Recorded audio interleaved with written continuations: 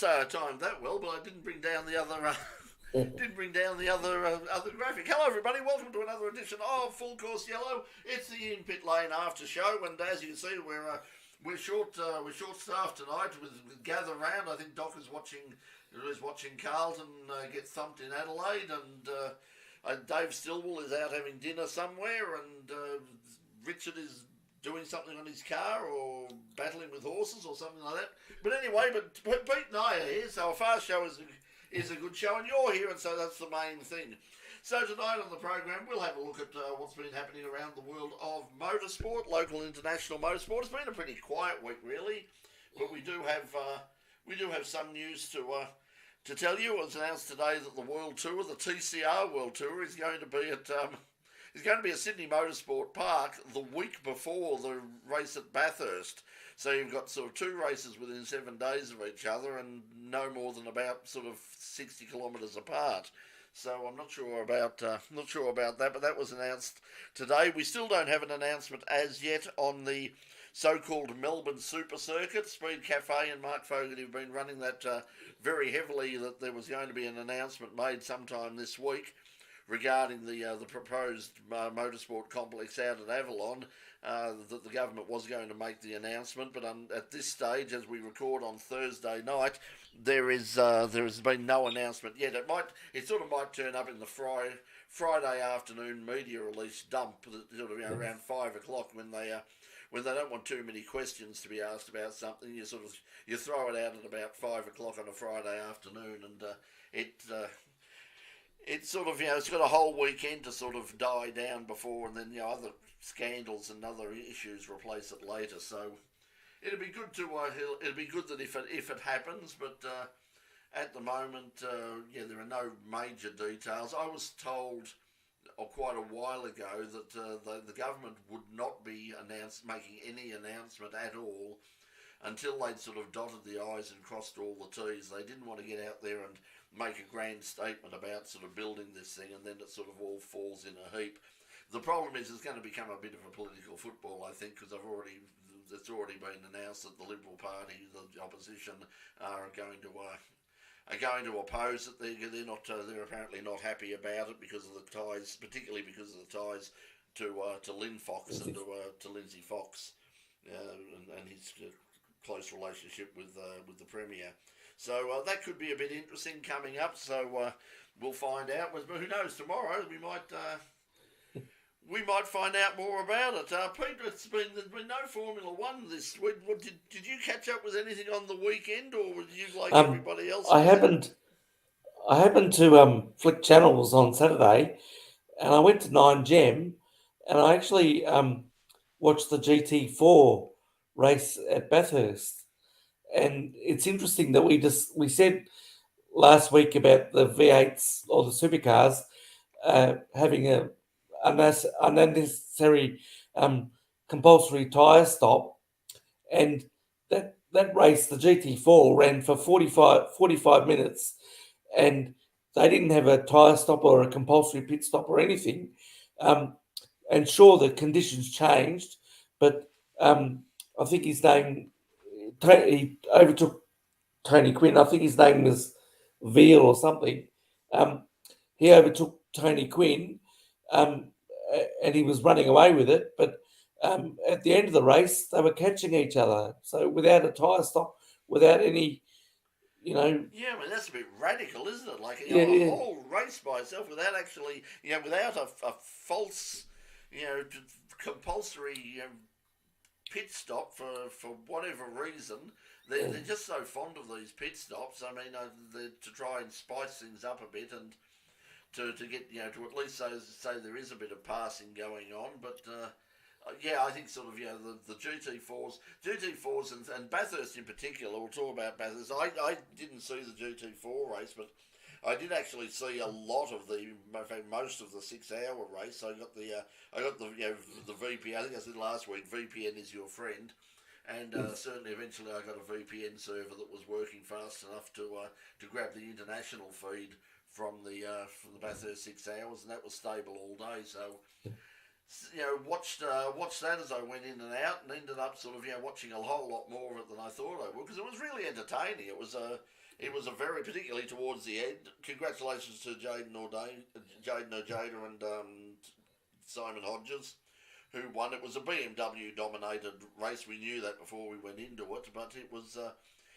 very entertaining. And in fact, on the next Thursday night on In Pit Lane, when we're back in the studio on Channel 31, Mark Tibbetts, who won Class E at Bathurst, is going to be our special guest. He's of course a local Porsche 944 racer, and he and Simon Bella, a few of the 944 guys got together and jumped into a car, got some money together, and got a car and raced up there in class and actually won their class. So he'll be telling us all about that. And the feedback I got from everybody who was there, which unfortunately wasn't, in terms of a crowd, it was basically nobody. Yeah, it looked very. It looked fairly bare. Yeah, in terms of all the people who competed there and all the officials, everyone said they had a ball. Despite the weather, apparently the weather was apparently awful. So I'm really glad I didn't go up there and camp, which was one of the original ideas. One thing I would like to, because again that the 6 hour got red flagged, and they were changing tyres. One thing I would like to change. I mean, I would like to change when there's 50, as we discussed last week. If there's 56 or 58 laps or 55 laps or 58 run, I would like the race declared, not finish under safety car, and just declare it. But if you're going to stop the race, if you're going to red flag it and suspend it, I would like that they not be allowed to change tyres in any car race, because I think that takes an element of strategy out of it, particularly in Formula One. Well, we saw that. I mean, that was really the problem. I've just boosted the audio because we'll say hello to our people there. Mad Cow Mark is back again. Going there, so thank you to Mad Cow Mark. So I've turned this and I've boosted the volume up a bit more. So I hope that's a bit better now. If it's not, let us know. But it's coming through. Oh, hang on, is it coming through? What? Yes, it's coming. I can hear you. Yeah, no, I've just gone through. I think I think I've got a problem with the mixer here because it's coming through very, very low on the mixer. I've got it cranked right up and it's coming through very, very low. So I'm not sure what's gone wrong at this stage. Hang on, I'll just do something here. Watch your ears, everyone.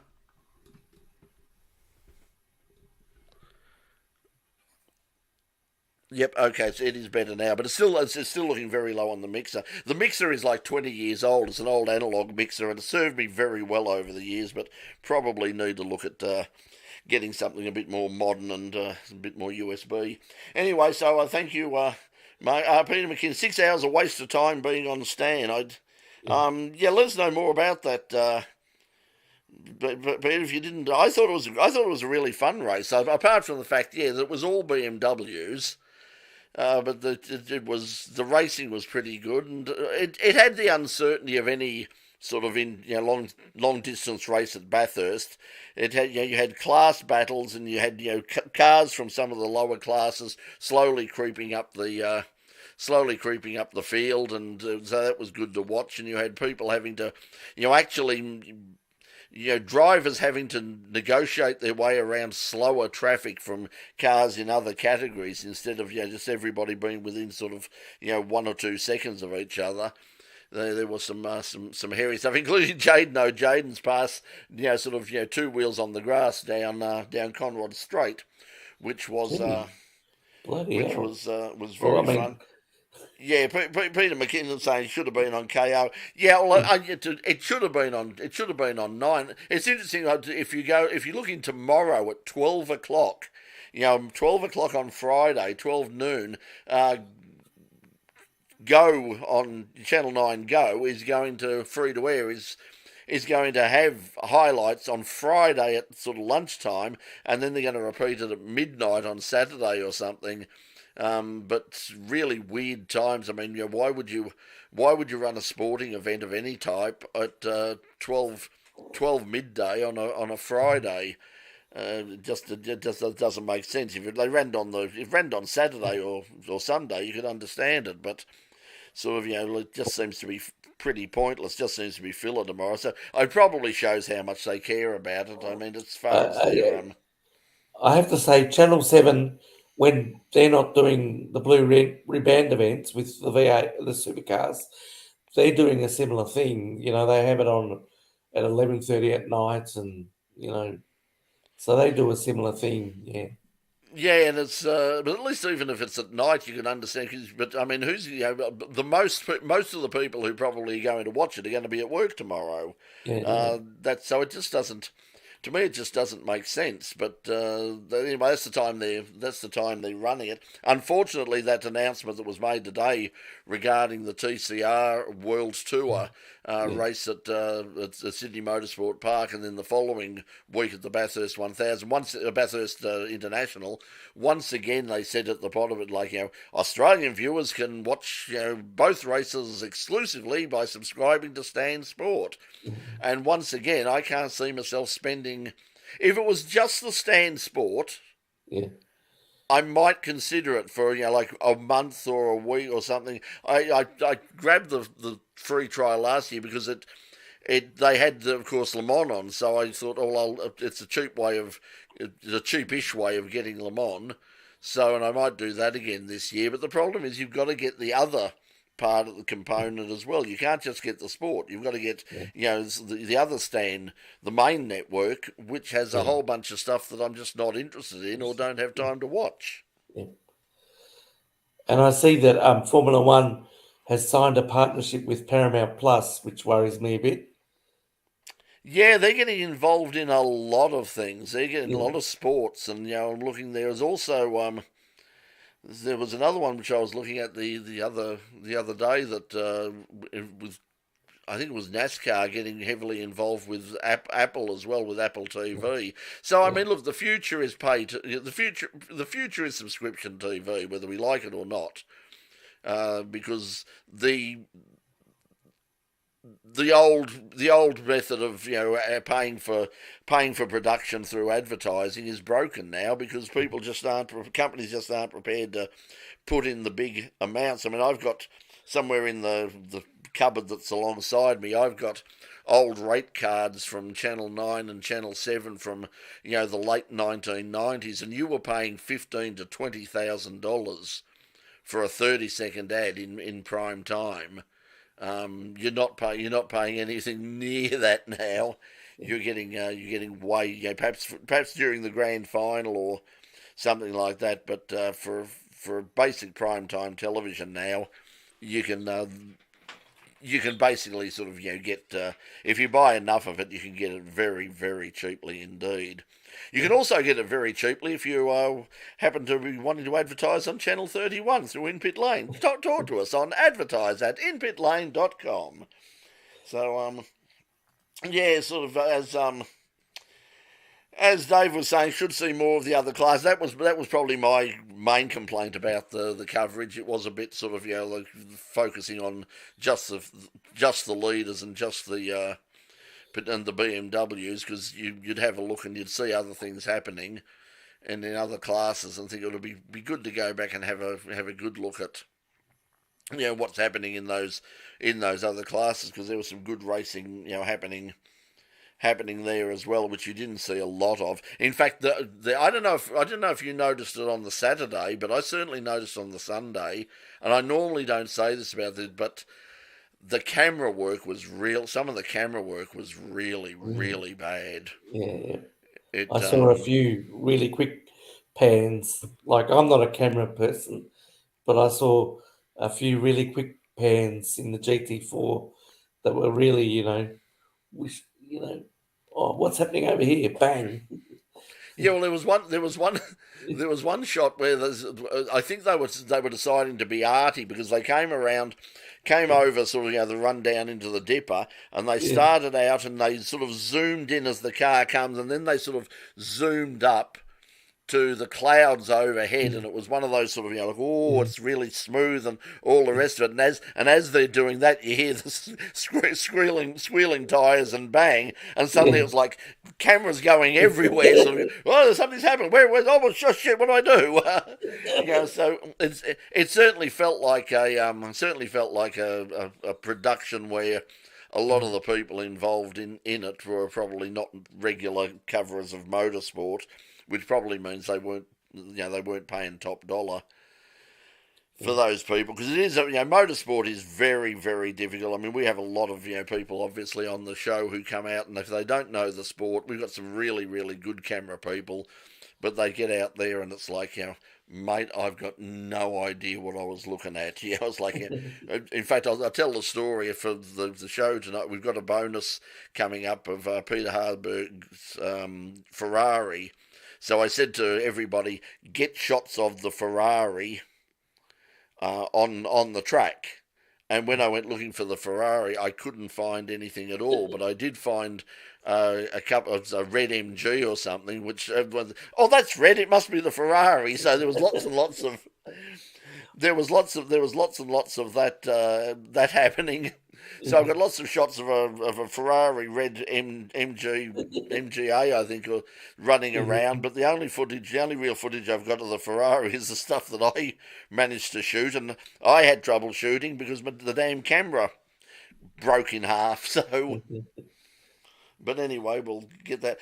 Yes, Mark is sort of saying, if you have Foxtel, tell them you want to cancel, and you'll pay half price. I've heard a lot of people have done that if you've been with them a while. But it only seems to work on Foxtel, because I tried it on KO and it was just, it was like, okay, we'll see you later, bye. They didn't seem to care. But I've heard for people who are on the full Foxtel package that if you've been on it for a while and you ring them up and say, hey, I don't want this anymore, can't afford it, needs to go, that they will usually do a deal for you.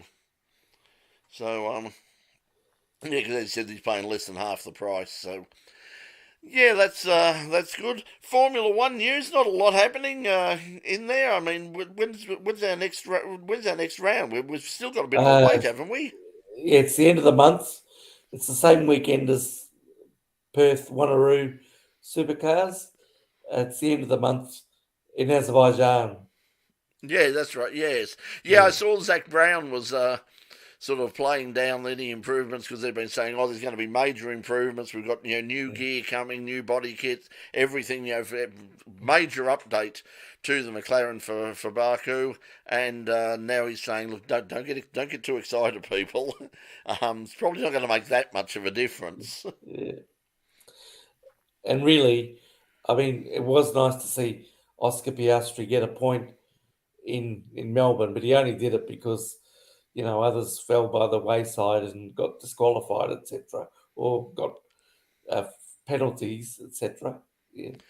Yeah, I mean, you can only beat the person that you're up against. But I heard someone today on the radio. I had the radio coming back home after being out doing something, and somebody on the radio, they were talking about Australia's greatest international sports person, and somebody put up their hand and said, "Oh, young Oscar Piastri, he's racing in Formula. He picked up a point in only his second race, and he's a superstar." And it's like, well, hang on a second, mate. We're keeping our fingers crossed, but might be a while before. I think the interesting thing is, certainly, I don't know whether it's Lando having a go, but Lando certainly was claiming that I'm under a lot more pressure now from Oscar than I ever was from Daniel, and then you've got Daniel who's turning around and saying that I didn't know how miserable and how horrible it was there until I sort of got back into the paddock at Albert Park with the Red Bull guys and went, oh, I remember why I like this stuff now. yeah. But and Lando would have little digs with Daniel when he was there. When Daniel was there, he would have little digs. Yeah, and I think that Daniel, I mean, he can get taken advantage of because he is such an easygoing and likeable character with a good sense of humour and all that.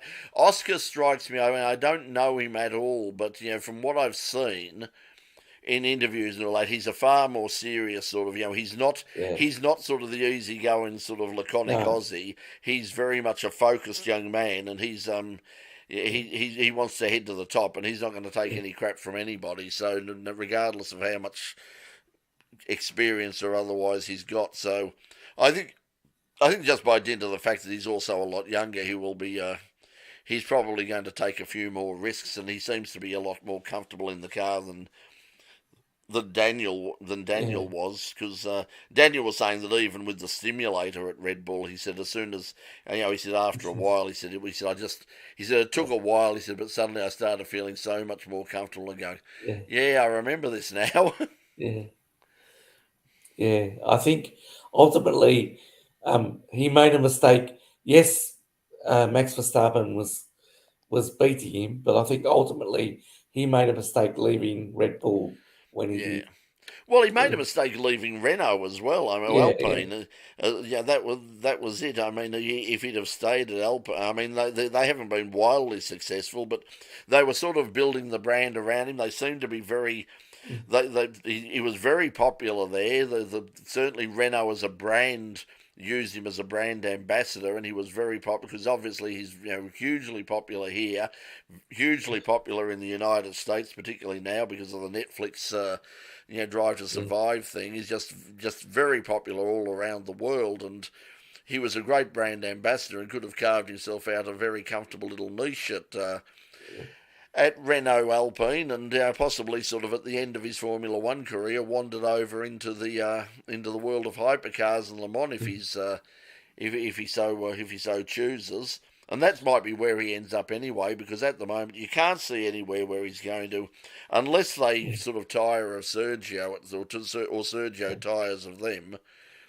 You'd have to think that like there's no chance. And even if they did tire a Sergio, I think in light of the form that he's showing at the moment in the Super Formula and all the rest of it, Liam Lawson would be the person I'd be putting in before Daniel, because he's the long term.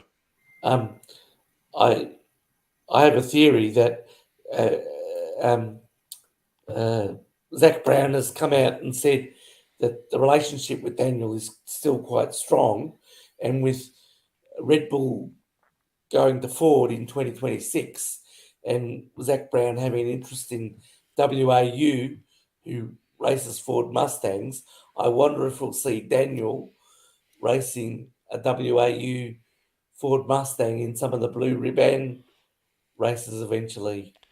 Well, Walkinshaw and Andretti United are already saying that they want to run a wild card for this year's race, an Yeah, international wild card, and they're saying that they've got sort of some of their international drivers have put up their hand and saying, hey, if there's an opportunity to actually get behind the wheel and do this, we'd certainly like to do it.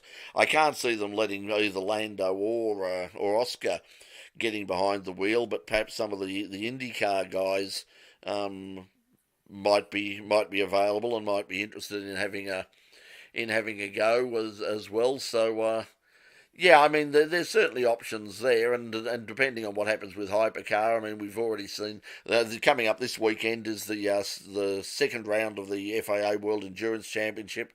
We've got Toyota, Porsche, Cadillac. There's going to be, and they've announced there's going to be a second Cadillac coming in for the next round at Spa. So we've got more there. The ISO is being tested, which is an interesting car, which is that's going back a long way. The bringing back the ISO. I remember the ISO Rivera and all of those sorts of cars in the 1960s. Well, now they're bringing that back, and that's testing at the moment in Italy. So they'll be coming later in the year, where they've announced Daniel Kvyat has been announced as the driver for was one of the drivers for the Lamborghini Works effort, which will make its debut at Le Mans next year. So there's lots of opportunities in sports car racing, that's for sure. David pointing out that more modifications to Phillip Island. That's once again you have MotoGP related, because as Andrew Fox has said to us on the occasions when we've spoken to him, Phillip Island is a motorcycle circuit. Get this through your head. That's one of the reasons that they haven't updated it to FIA level 2. People said, why don't you update it? Surely it'd be easy to update to level 2. And they've said, well, one, it would cost a lot of money. Two, it would really destroy the atmosphere of the place because you'd have to line everything with huge bloody catch fencing, and also some of the requirements that the FIA demand would not go down well with the FIM and the MotoGP riders, and it is, as far as they're concerned, it's very much a motorcycle track, and a very good one. It's obviously very popular. Don't know what they're going to do about the wildlife there. I think that is a major accident waiting to happen. Yeah, as it is at Bathurst. Yeah, well, I mean, at least at Bathurst, you've got like the kangaroos. I mean, you've got some control over them. Not a lot, but I mean, you can put the fences do go around the place, but the Cape Barren geese, I mean, there's nothing you can do to stop them. I mean, apart from go around, and I still don't know what they taste like. I mean, goose is a bloody good meal, but I don't know about Cape Barren geese, but you'd get a huge feed out of them. Well, I can remember, they used to say about Albert Park, and the wildlife, the bird life will get scared and they'll run away from the place. Well, I can remember the year before the COVID, sitting and watching on a screen, and there were plovers sitting in a sand trap watching the two-seater Minardi go round. Yeah, I mean, they couldn't care less. I mean, I actually did stuff I was shooting with my phone on the Friday, and one of the things I said was, here's the obligatory wildlife shot, and I was sitting at the edge of the lake while I think it was I think the supercars were out or something on their warm up lap, and like it was just a sea of ducks and bitterns and all sorts of things just in there. They couldn't care less. They had absolutely no interest at all. I think it's interesting that Paul van den Akker is saying, will Lynn Fox sell PI to a cashed up former service station owner?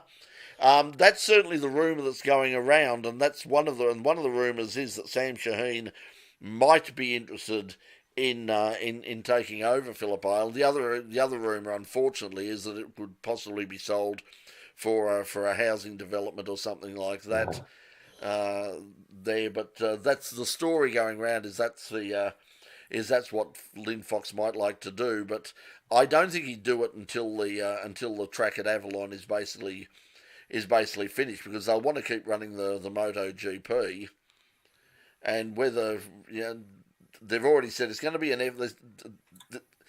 they're going to have to juggle, because it's going to be an FIA level 1. If the rumours are true, it's an FIA level 1 circuit. And that's interesting, because they've said, well, obviously, they said it's not going to be an alternative site for the Grand Prix. That's simply not going to happen. No. What I'm wondering, though, is when you consider where it is and when it is, perhaps not a Grand Prix, but a pre-season test venue. Oh yeah, it's right by an airport. It'd be a hell of a lot cheaper and accessible than the Middle East is now. They could block off a lot of areas from prying eyes. There it would be, and then sort of they could run. They could do their pre-season testing. The weather would be fine. They wouldn't have to worry about the problems they had when they were going down to Italy and Spain, because sometimes the weather would be still pretty lousy. The circuit the circuits that they're testing at the moment in Bahrain, are basically sort of glorified street circuits. It would cost an absolute fortune to stay there. It would cost a fortune to hire the place. I think because otherwise I can't see any reason why they would want to make it an FIA level 1 track when they could, do what they did at the Bend and Sydney Motorsport Park and just have it as level 2. So you would think that that's an option that they've got, is to actually do it, because fly the cars direct into Avalon Airport, pretty much run them across the road to the new track and do your testing there. And they're talking about having big factories and the whole motorsport complex there, including I think that's that's going to be part of the announcement too. I think they're going to build a big TAFE college there to train people in. Kangan. Yeah, something. Yeah, Kangan or somebody like that. Oh, this is interesting. A Tesla powered drag boat this Sunday at Carrum Oh Downs. no! What? Oh, water and electricity. I was thinking of going down there anyway. I mean, they're talking about it raining and it's the wind that'll get in give them some problems. But yeah, if there is a Tesla powered drag boat this Sunday, and if that's not a very late April Fool's Day joke, then we're doing a story on that. That's for sure. Yeah, let's some news coming through. We've got some of it down the bottom, but yeah, weather affected the Easter Sprint Car Trail. Something shocking. All three Avalon. I was watching at Avalon because they were saying all day, no, but we're right. The rain hasn't hit here yet. The rain hasn't hit here yet. We're still going ahead. We're going ahead. It's definitely happening. And then they started to get there, and then and then the rain hit. So as I said, nearly got through a bit of the program. Mount Gambier, Mount Gambier also pretty much washed out. Warrnambool, and we've got the details down there that Jock Goodyear was apparently the winner of the Easter Sprint Car Trial, and as Paul's saying, Jordan Charge lowered the one lap record to 9.49 seconds. You've got to understand that this is not a quarter mile drag strip. This is an oval on clay, and they're running sort of I don't know how long Warrnambool is, but it's got to be close to a quarter mile, and they're running it in 9.49 seconds around corners, all the way around corners, sideways the whole time. They are brutal things. Have you had the opportunity to see them live, Pete? No, yeah. Yeah, you got to try and get along at some stage. Unfortunately, they are sort of always speedways can be a bit hard to get to, but there are if you've got someone who could take it, there is certainly there are some spots. There's some disabled areas at Avalon where you can sort of park by the track and catch all the action, because they're amazing. If you haven't seen them before, they are one of the best nights out you'll have anywhere in terms of fun. They're just I've taken it's a bit like sort of taking people to watch Top Fuel dragsters who know nothing about motorsport. They'll sit there and they go, oh yeah, these are Jesus. Yeah, so Premier Speedway, 410 metres on the pole line. So that's so basically a 400 metre. It's not from standstill, but still 9.49 seconds, ridiculously fast. Okay, Doc's not here, so we don't have much MotoGP. The Circuit of the Americas is coming up next. Also coming up this weekend on the IMSA and Indy cars are both racing at Long Beach. Once again, Indy cars will be seen on Stan Sport if you happen to sort of get a subscription to watch the Bathurst, or perhaps the free trial. Although I think the free trial for Stan Sport is only 7 days or something. So even their free trial is a bit second rate, but yeah, you can certainly watch that. But the IMSA races, the sports cars, all the sports cars, including the North American Carrera Cup and the prototypes, the LMP3 cars, all of that is free to wear or over the online on the Radio Show Limited Radio Le Mans site, and also the IMSA.tv. So if you have a look there.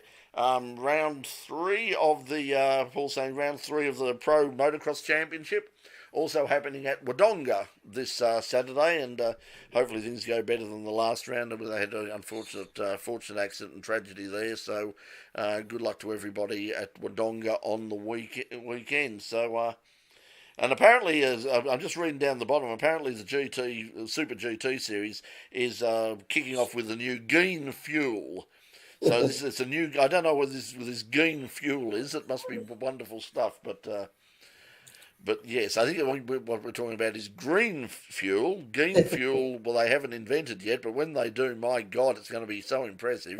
But green fuel is what's coming up at the Super GTs on the weekend, and I don't think there's a live stream of that unless you subscribe to motorsport.com. They used to have that, but we'll certainly have highlights of that in the news on next Thursday night's edition of In Pit Lane, where, as I said, we'll be joined by Mark de Bits from one of the class winners at the Bathurst 6 hours. So that's on Tuesday. That's Thursday night next week on Channel 31.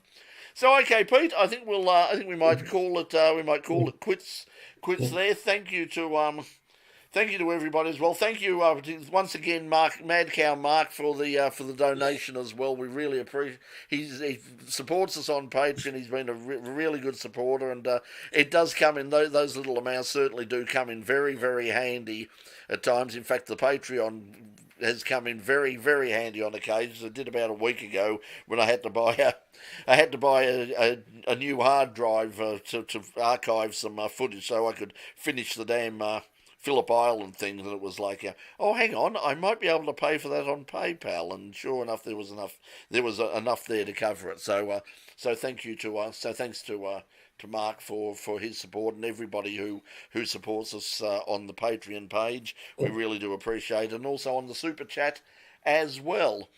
Okay, well, we'll see you next week. Once again, still not sure about the night for this thing. We might look at the Wednesday night. Certainly seems to be the preference at the moment, to go a little bit earlier. But I've got to talk to everybody, and we'll make that happen. But in the meantime, look, have a good weekend. If you're not heading out to the drag boat racing at Carrum on Sunday to see the Tesla powered boat.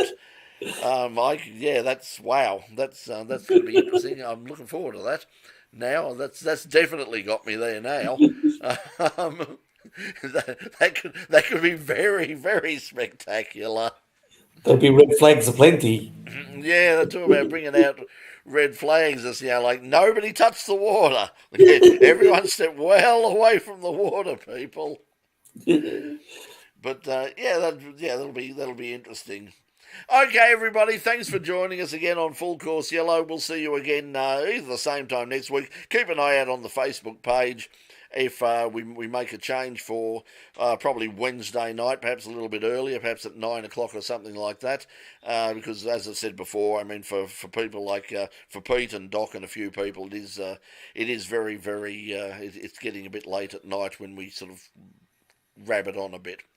Okay, thanks for joining us. We'll see you there, Pete. I'll see you on Tuesday night in the studios at RMI TV, and from everybody else, we'll see you next week on In Pit Lane and Full Course Yellow. Until then, thanks for joining us, everybody. It's been fun. Bye for now. Yeah, bye.